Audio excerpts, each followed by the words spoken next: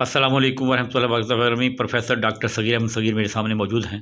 बहुत ही खूबसूरत इंसान और जिसका बातिन हसीन होता है वो सदफ बेहतरीन होता है और बहुत ही ज़्यादा हसास सेंसिटिव, मोहब्बत से मामूर, और मोहब्बत भी हसासियत का नाम है।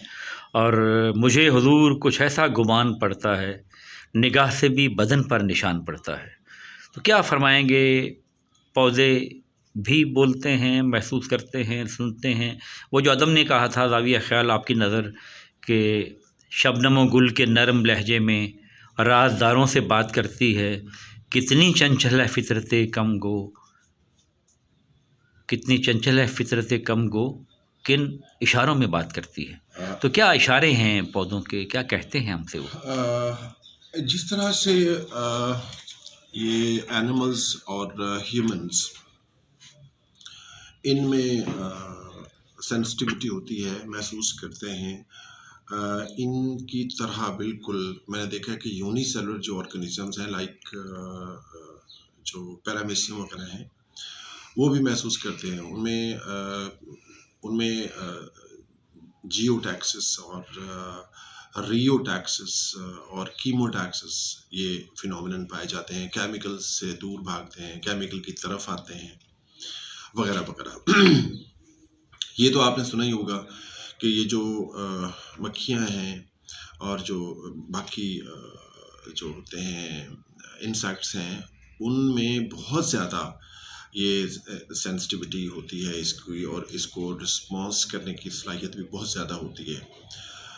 मैं टेक्निकल टर्म्स में नहीं जाता। जैसे सिल्क वर्म में बॉम्बीकोल एक ऐसा केमिकल है जो प्रोड्यूस होता है, फेरोमोन है, उसको पता नहीं कितने बहुत बहुत सारे फासले से, यानी मैं कहूँगा कि मीलों के फासले से वो महसूस कर लेते हैं। अच्छा, लेकिन आपने जो सवाल किया प्लांट्स के बारे में, मैं उसकी तरफ आता हूँ।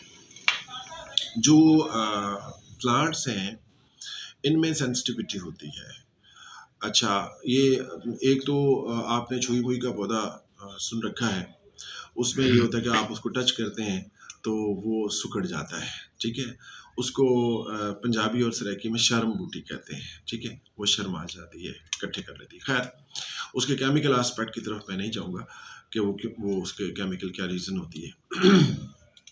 मैंने एक और चीज़ देखी कि पौधे बसा औकात रूठ जाते हैं, वाह! पौधे डिस्टर्ब हो जाते हैं। ये हमारे रवैयों से, हमारे टच से? हमारे रवैये से भी, ठीक है। अच्छा। और एनवायरनमेंट से भी बात दफ़ा मैं यूँ बताऊँगा कि एक तो थोड़ा सा लिटरेचर के हवाले से आपको बताऊँ कि एक दफ़ा नज़ीर कैसर साहब ने बताया हमें कि वो गए थे अमृता प्रीतम को मिलने, और उनके घर में एक खूबसूरत बेल थी। तो उन्होंने ना कहा कि इसका मैं फूल तोड़ लूँ। तो अमृता ने कहा कि नहीं, इसका फूल ऐसे ना तोड़ें, पहले इससे इजाज़त लेना। तो उन्होंने अच्छा। कहा कि मैंने उससे इजाज़त ली उससे कि मैं ये फूल आपका जो है वो आपके जिस्म से जुदा कर लूँ। तो फिर उन्होंने कहा कि अब तोड़ लें। खैर, ये आपको लिटरेरी सी बात लग रही होगी, अफसानवी लग रही होगी। अब मैं आपको बायोलॉजिकल एक एस्पेक्ट बताता हूँ कि पौधे डिस्टर्ब होते हैं तो कैसे होते हैं और वो रिस्पॉन्ड कैसे करते हैं। देखिए, पौधे दो किस्म के होते हैं। एक होते हैं जो लॉन्ग डे प्लांट्स होते हैं, और एक होते हैं जो शॉर्ट डे प्लांट्स होते हैं। लॉन्ग डे प्लांट्स वो होते हैं जिनको ज़्यादा देर रोशनी चाहिए होती है। शॉर्ट डे प्लांट्स वो होते हैं जिनको ज़्यादा देर अंधेरा चाहिए होता है। और एक होते हैं डे न्यूट्रल प्लांट, उनको कोई मसला नहीं होता, जिस तरह की वो रिप्रोडक्शन करते रहेंगे, ठीक है, जैसे टमाटो है वगैरह वगैरह। अच्छा, ये देखा गया कि जो शॉर्ट डे प्लांट्स हैं उनको एक ख़ास टाइम के लिए इंफ्रारेड लाइट चाहिए होती है, यानी अंधेरा चाहिए होता है। और जो लॉन्ग डे प्लांट्स हैं, इस तरह उनको एक ख़ास जो क्रिटिकल पीरियड होता है, उतना उनको रोशनी चाहिए, जिसको रेड लाइट कहते हैं हम ना, वो चाहिए होती है।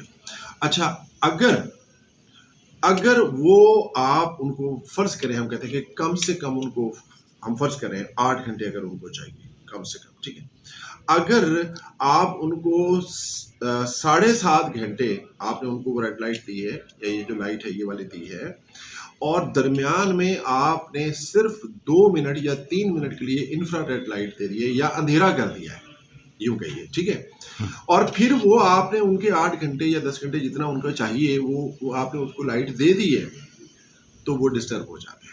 बहुत खूब डॉक्टर साहब, इसका मतलब है ये अंधेरा उनके लिए लाइट है, वो डिस्टर्ब उनके हो लिए जाएंगे, डिस्टर्ब हो जाएंगे, हम्म। ठीक है। इसी तरह से एक पौधा है जिसको फर्ज करें कि 10 घंटे का अंधेरा चाहिए, ठीक है जी।